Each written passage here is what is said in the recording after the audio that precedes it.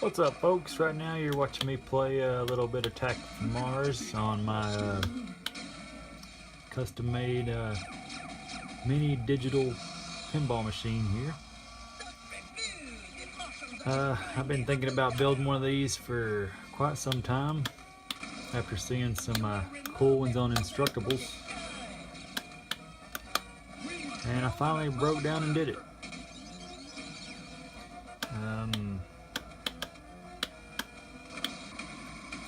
You can tell the buttons are working pretty well. I have 3 buttons on each side of my machine. I have one for flip, one for nudge, and then this would be for like shifting the gears in games like High Speed 2. Actually, I guess that's probably the only game that I use that in, but that would be the downshift or whatever, and the other side would be the upshift. The response is pretty good. I actually got, well, I guess I should tell you how I built it first.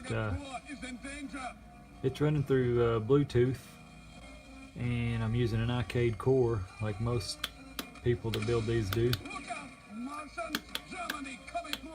At least that's the easiest option I could think of.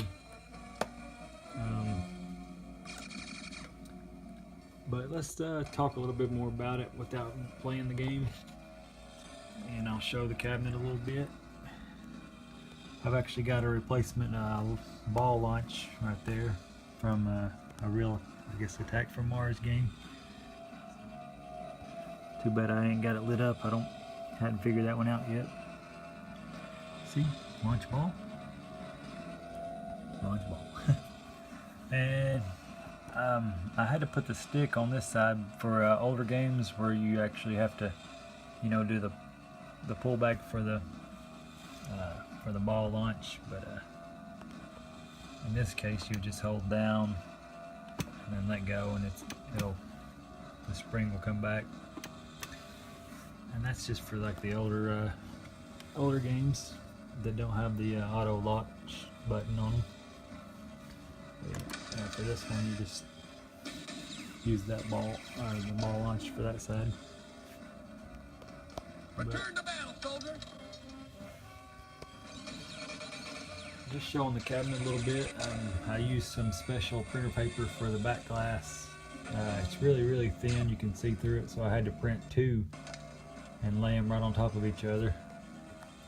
I got the back glass lit up by just ordering some LEDs off the old eBay, and it came with a power plug there or whatever. You can see the LEDs back there. You can see the back glass. Actually, it does kind of look like a real back glass. I wish I could figure out a way to attach it to the plexiglass here, but so far I've just got it wedged in there. You can see I just took some like foam rubber and stuck it to the sides and up top to I guess kind of help wedge it.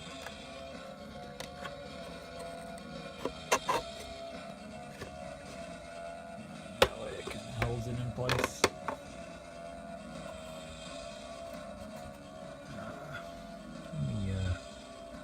I wish I could pause this. Let me just back out of it so I can talk a little bit more. Made a little lock bar for it out of wood and sprayed it. My little rails are just made out of like a 90-degree, I guess a trim that you can buy like at Home Depot, somewhere like that. Here's all the inner parts. It's just like these buttons I just got offline. Like they were like some replacement buttons for my Neo Geo cabinet that I had extra laying around, and I would actually recommend replacing these micro switches. Honestly, I can't remember. I think it was like Paradise Arcade Shop or something where I got the buttons, if they're still around. I hadn't checked online in a long time for stuff like that, but yeah, you can see you just got your icade core, and you'll end up cutting the battery pack off and just drilling it or screwing it to the bottom of the machine.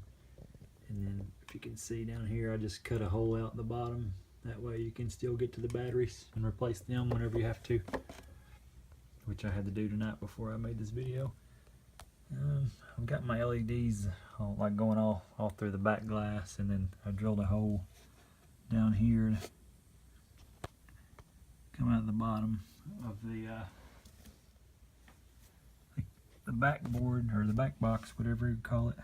The backboard. I drilled a hole to drop the LEDs, and I just covered it with tape as well.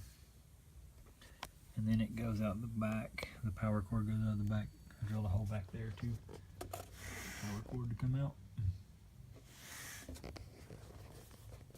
I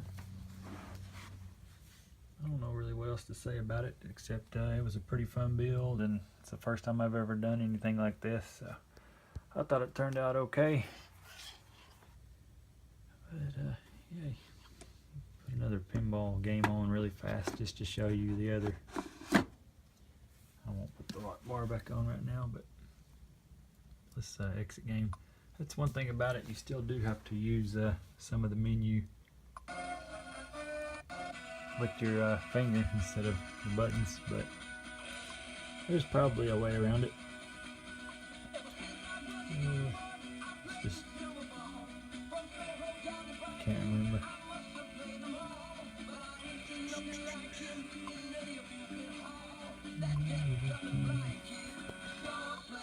I wish they would replace that. Let's just, I just want to show you this one quick thing, and then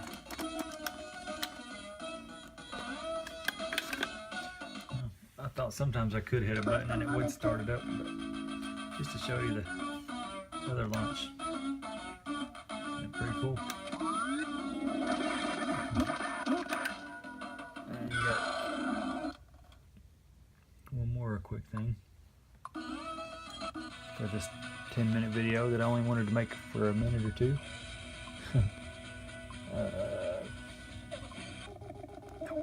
Not that.